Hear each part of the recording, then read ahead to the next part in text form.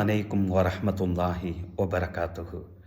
அல்லாஹ் அல் குர்ஆன் ஷரீஃப் சூரத் யாசின் 55வது வசனத்தில் இன்னா ஸஹாபல் ஜன்னத்தில் யோம, அன்றைய நாள் சொர்க்கவாசிகள் ஃபி ஷுகுரின், இறைவனிடம் சம்பாதிக்கக்கூடிய பேசக்கூடிய அந்த வேலைகளில் ஃபாகிஹுன், ரொம்ப மகிழ்ச்சி உள்ளவர்களாக இருப்பார்கள்.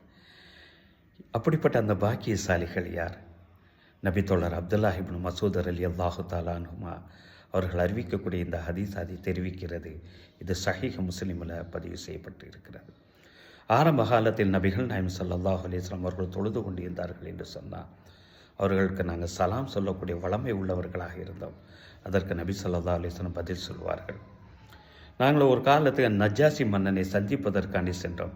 சென்று விட்டு வந்ததற்கு பின்பாக நபி ஸல்லல்லாஹு அலைஹி வஸல்லம் தொழக்கூடிய அந்த சூழ்நிலையில் நாங்கள் சலாம் சொன்னோம். அதற்கு நபி ஸல்லல்லாஹு அலைஹி வஸல்லம் பதில் தரவில்லை. தொழுது முடித்ததற்கு பின்னால் சொன்னார்கள், இன்னஃபி ஸலாத்தி ஷுகுலா, தொழுகுங்கிறது இறைவனுடன் பேசக்கூடிய ஒரு அலுவல் வேலை என்றார்கள் நபிகள் நாயகம் ஸல்லல்லாஹு அலைஹி வஸல்லம் அவர்கள்.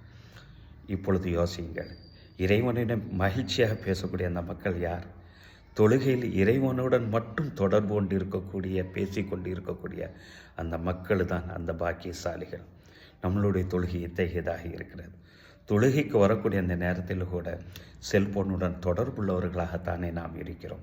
யோசிப்போம்.